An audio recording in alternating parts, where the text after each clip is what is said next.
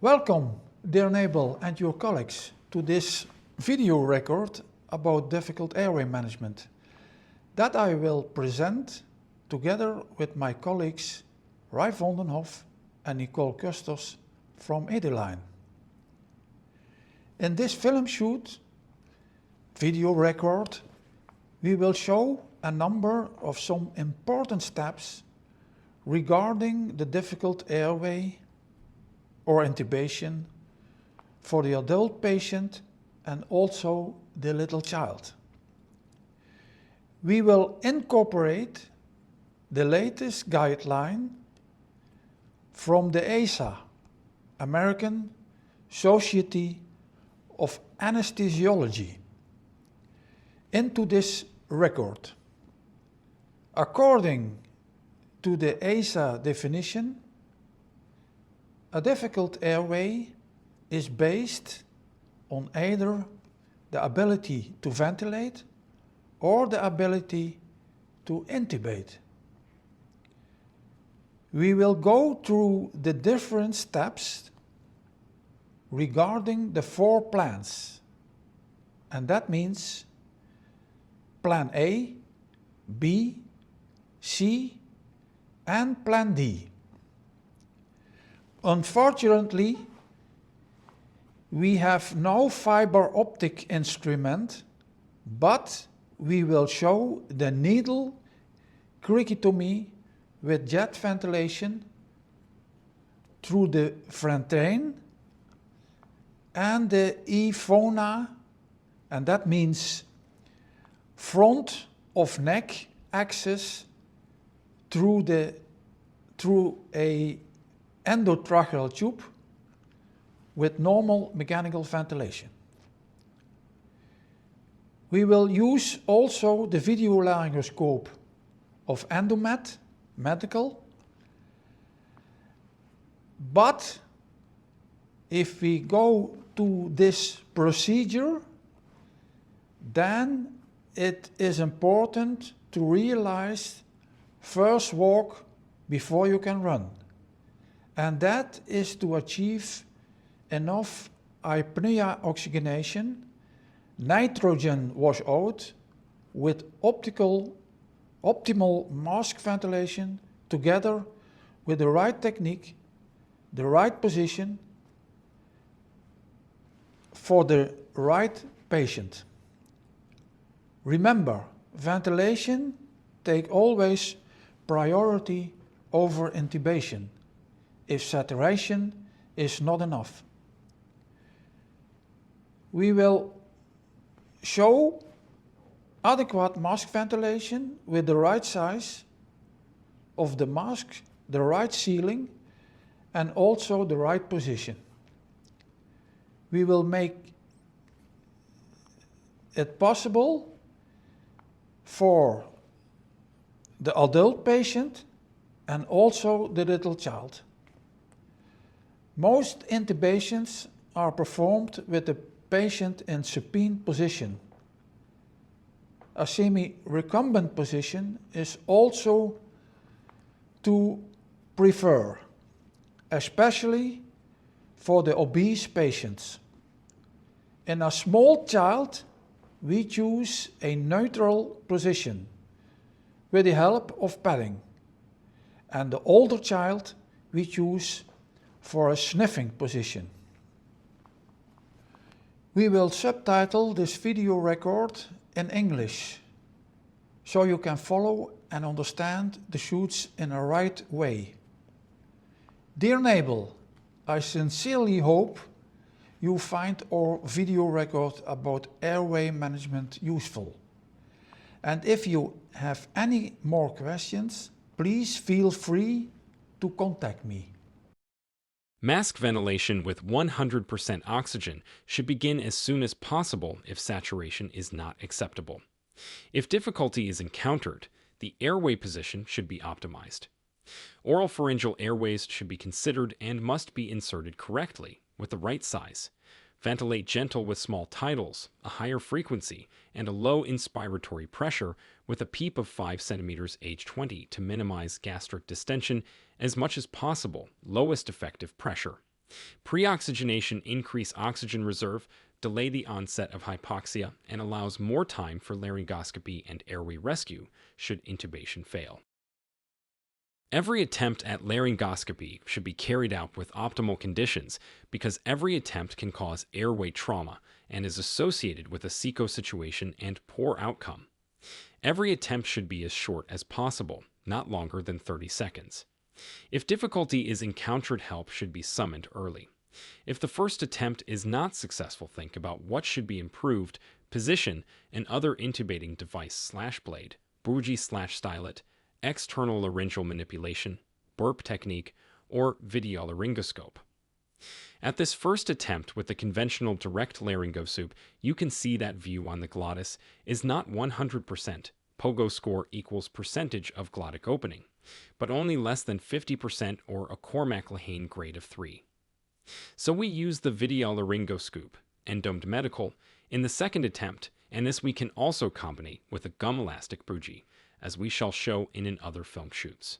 A benefit of videolaryngoscopy is that the anesthetic assistant is able to see the effects of laryngeal manipulation. It is also a matter of sharing the same situational awareness with the team. In this attempt with the videolaryngoscope, the POGO score is almost 100%. But we have to be aware that a good visualization of the glottis not always means the right position of the endotracheal tube. In this attempt, the tube goes nicely past the vocal cords. Selecting the right tube is important. Smaller tubes are less likely to cause trauma and are easier to insert because of a better view on the glottis and during passage between the vocal cords. Again, with a second attempt, pre-oxygenation is required for at least 3 minutes with the right position and an oral pharyngeal airway/adjunct. An important point of attention in this is also to provide the tube with a stylet so that navigation of the tube beyond the cords is easier. Please note that the stylet must not extend beyond the tip of the tube. Shape the bottom of the tube into a light hockey stick. With regard to the correct depth of the tube, the mnemonic is never more than 24 is a point of attention. Then inflate the cuff and start to ventilate the patient.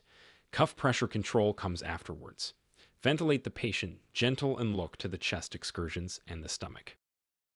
In the following shoots, we will also show the end-tidal CO2 measurement or capnogram, because that is the ultimate indication of the correct position of the tube in the trachea.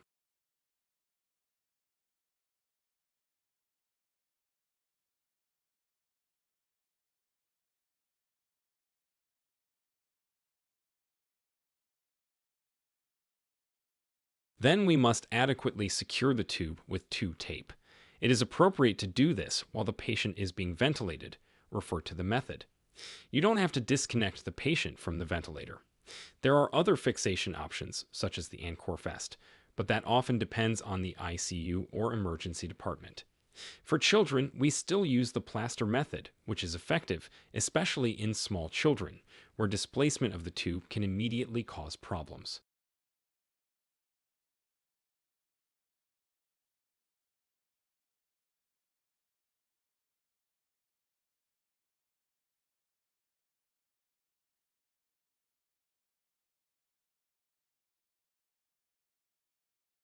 Cuff pressure control is something that requires more attention not only in the emergency room but also in the operating room.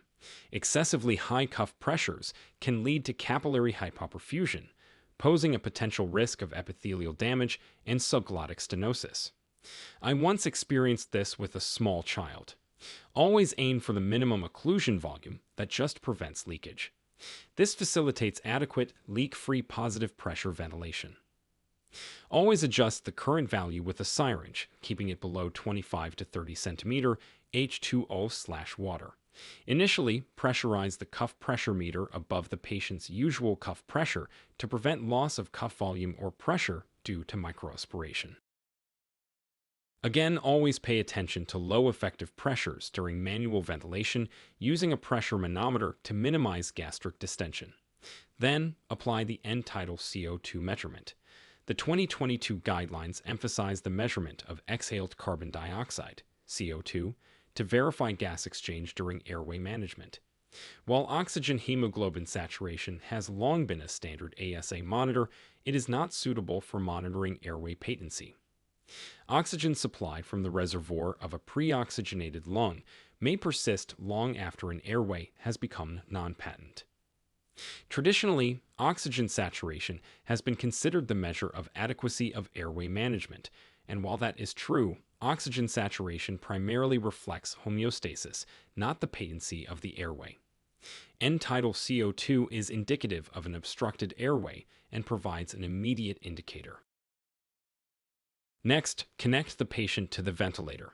We use the Hamilton T1, and the ventilator must be ready and checked with the correct pre-use performance and mode, such as pressure control ventilation with the pre-settings adjusted to the patient's correct height in relation to the ideal body weight.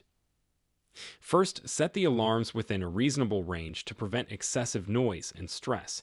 Then, fine-tune the alarm settings for safety after selecting the ventilation settings. Proceed to adjust the settings in the pressure control mode. We have a frequency of 12 times per minute, a pressure above PEEP of 15 cm H2O, a PEEP of 5 cm H2O, with an IE ratio of 1 to 1.4. The FiO2 is 0.21, but it can be set higher. However, we do not have an FiO2 container, which results in constant alarms. When reviewing the measured values, we observe ventilation with a tidal volume of 11 milliliters per kilogram. We need to adjust the pressure above PEEP to 12 centimeters H2O, resulting in a tidal volume close to 8 milliliters per kilogram. Plateau and driving pressures are within a safe range at 17 and 10 centimeters H2O, respectively. Regarding the flow curve, there is no evidence of auto-PEEP, which is continuously monitored with every mechanically ventilated patient. The acronym DOPES is a useful checklist. It stands for displacement of the tube, obstruction of the tube, pneumothorax, equipment failure, and stomach. This means the patient should receive a gastric tube. The second S signifies stacked air, indicating signs of auto-PEEP.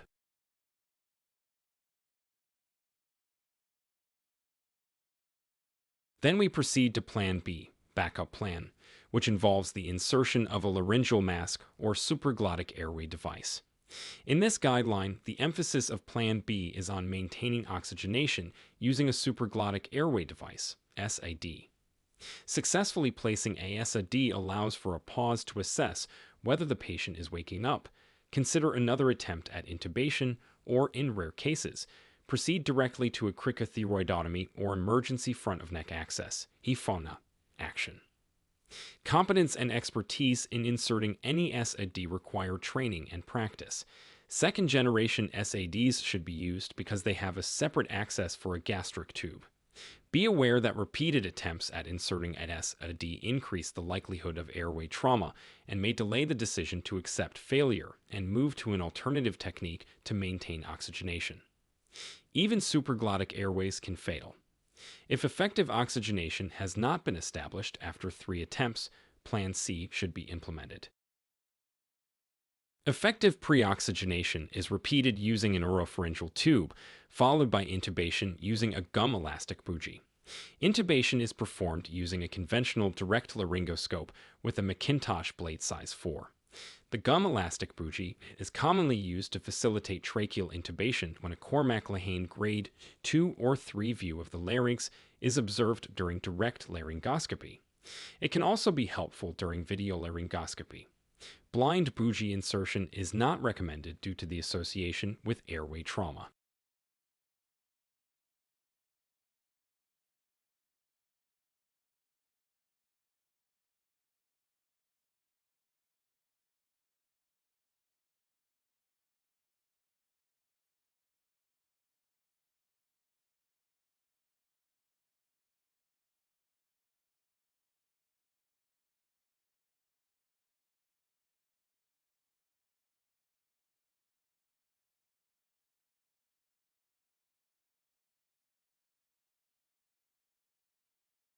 Now we move to a 6-year-old child. Adequate pre-oxygenation with the appropriate oropharyngeal tube is crucial in positioning the child correctly. During this procedure, we insert the bougie into the trachea but do not keep the laryngoscope in place, which enhances the chances of a more successful intubation with reduced airway trauma. We will demonstrate this technique with a very young child, along with an anesthesiologist assistant in another film shoot.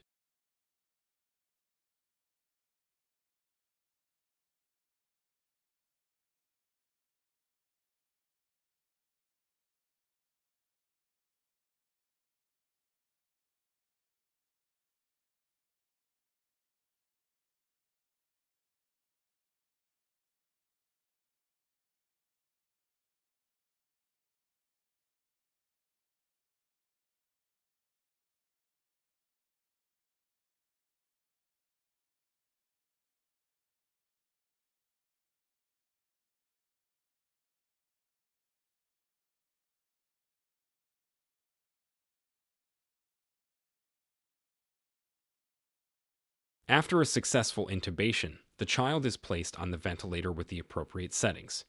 It is essential not to overlook the placement of an end-tidal CO2 measurement device between the tube and the ventilator circuit, as this provides definitive confirmation of proper tube placement in the trachea. A chest X-ray is necessary to confirm the correct depth of the tube.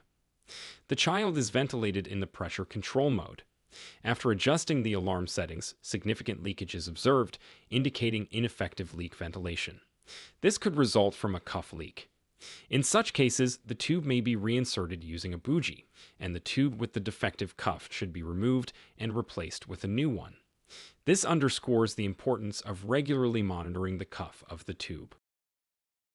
Once again, we proceed with the insertion of a supraglottic airway device, SAD, in a child. This device is relatively simple with a high success rate. Slide the device as far as possible with good contact with the hard and soft palate until it lodges in the esophagus. The device follows the path of the food bolus. While the device reduces the risk of aspiration, it does not provide complete protection. Inflate the pilot balloon according to the manufacturer's instructions. This segment demonstrates the use of a video laryngoscope in a child. While it provides good visualization of the glottis, it's important to note that this doesn't necessarily ensure easy insertion of the tube onto the vocal cords. Caution is advised to avoid trauma, such as luxating the arytenoids.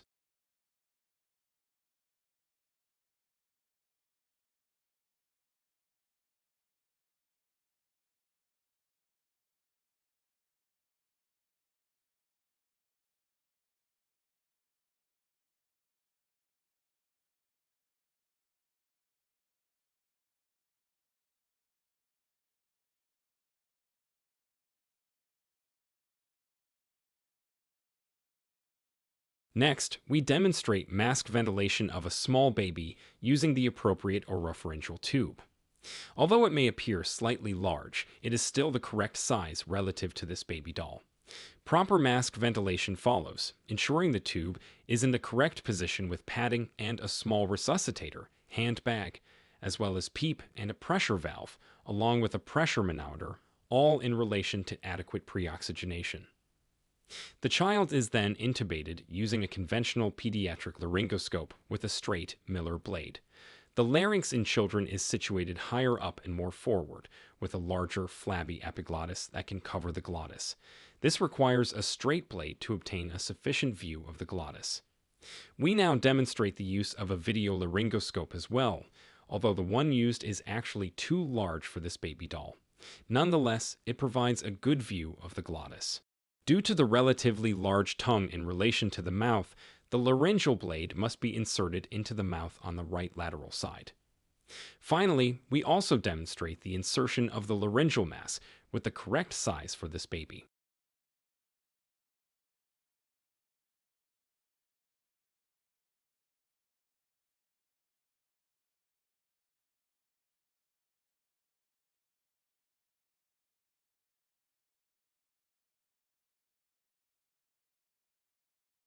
Now we demonstrate intubation with a gum elastic bougie on this baby, assisted by an anesthesiologist assistant. During this procedure, the laryngoscope remains in place until the tube is successfully placed over the bougie beyond the vocal cords. This technique may be associated with less trauma.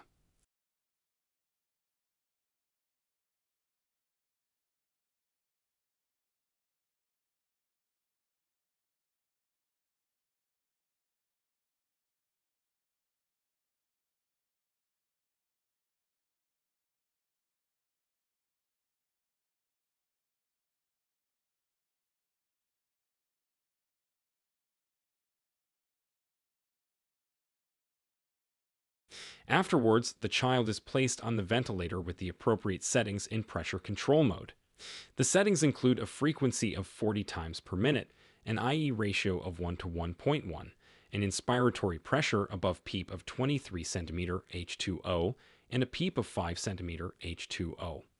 The tidal volume is set at 4.5 milliliters per kilogram due to a higher plateau pressure of 28 cm H2O as per lung mechanics. There are no signs of auto-PEEP, so we may increase the frequency slightly to achieve normocapnia. Otherwise, we will consider permissive hypercapnia. In this segment, we demonstrate needle cricothyrotomy in a can't intubate, can't ventilate situation.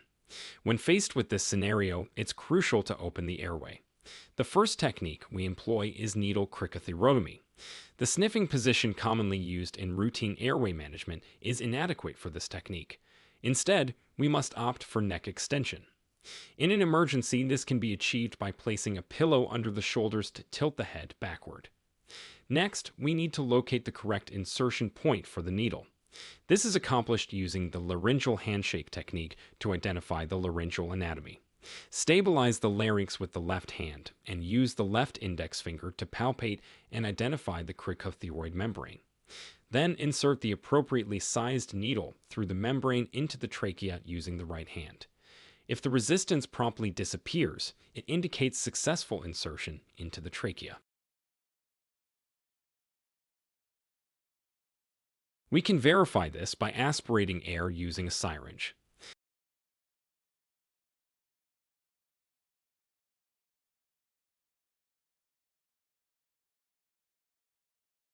The next step is to secure the needle with the left hand, and subsequently, oxygenation can be initiated using the Ventrain device.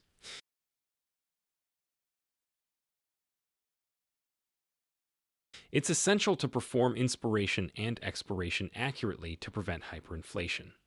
This can be achieved by loudly saying the number 21 for inhalation, and then loudly saying 22 to 2324 for exhalation. Scalpel cricothyroidotomy, or EPHONA procedure, emergency front of neck access, is the fastest and most reliable method of securing the airway in an emergency setting. Inserting a cuffed endotracheal tube through this route into the trachea protects the airway from aspiration, provides a secure pathway for exhalation, allows for low-pressure ventilation using standard breathing systems, and permits end-tidal CO2 monitoring. First, identify the larynx with the cricothyroid membrane and stabilize it with the left hand. Then, hold the scalpel in the right hand and make an incision through the skin and cricothyroid membrane simultaneously, pulling the scalpel towards you. Using your right hand, grasp the bougie and gently slide the curved tip down into the trachea up to 10 cm. Next, thread a lubricated endotracheal tube, size 6.0 mm, with a cuff over the bougie. Avoid advancing too far and causing endobronchial intubation.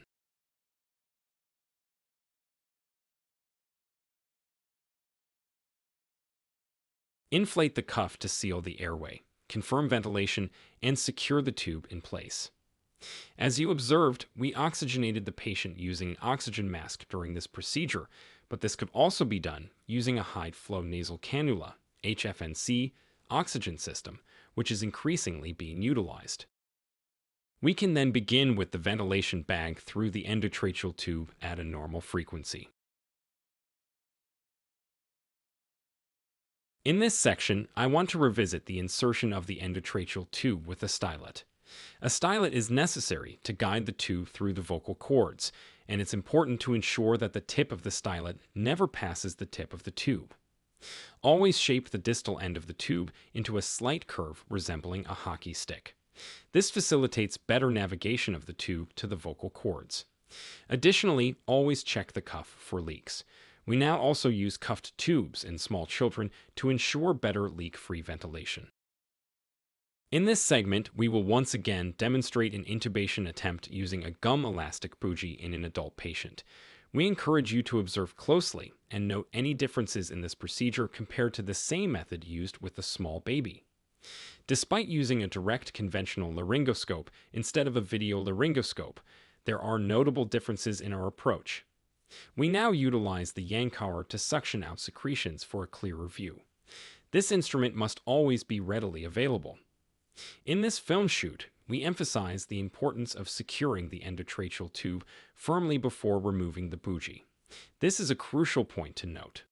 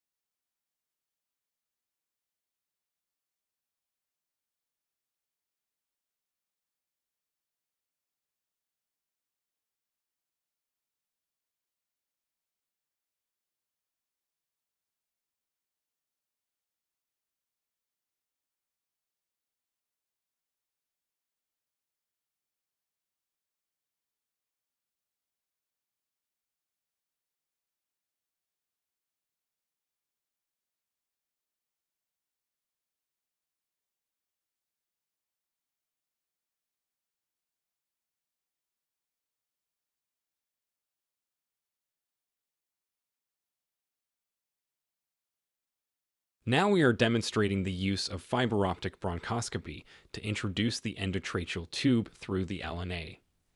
First, we will carefully and properly oxygenate the child using a nasopharyngeal tube and bag ventilation, followed by administering induction medication such as ketamine and rocuronium as a muscle relaxant after this is flushed.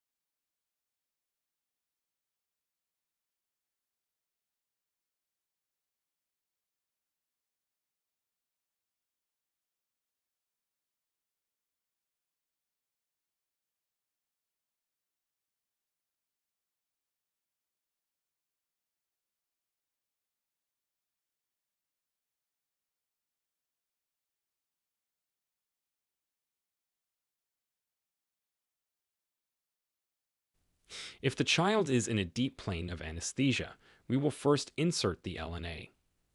Then a fiber optic bronchoscope with the appropriate endotracheal tube is introduced into the LNA until a view of the vocal cords is obtained, and the bronchoscope is guided into the trachea.